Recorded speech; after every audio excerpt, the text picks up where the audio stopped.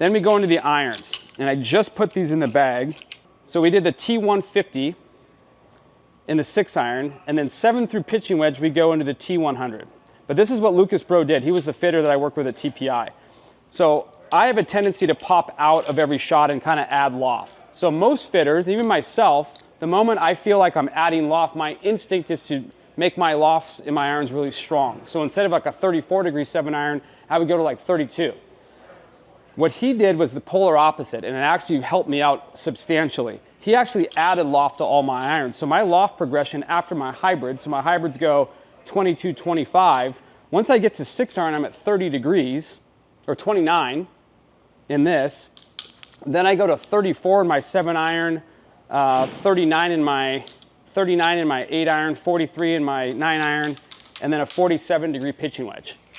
What that does, people would say, well, you're going to hit it shorter or whatever. I actually don't, because I lean the shaft more. It forces me to lean the shaft to get the same yardage that I need out of it.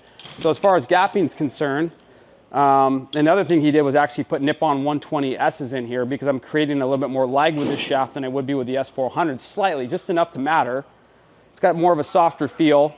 So that means when I say lag is on the way down, the shaft's going to stay kind of behind my hands. That helps me lean the shaft and take dynamic loft down even more to get that penetrating ball flight and that compression that you're looking for. So the combination of the weaker lofts in this shaft has really brought my launch down, kept my spin in a good place, and kept my carry numbers in an awesome spot. So I'm not looking for distance with my irons, I'm just looking for gapping. So as far as like the gapping's concerned, if the 5 hybrids at 200 yards for argument's sake, 6 irons at 185, 7 irons at 170, and I just go 15-yard gaps all the way, 170, 155 with the 8, 140 with the 9, and 125 with the pitching wedge.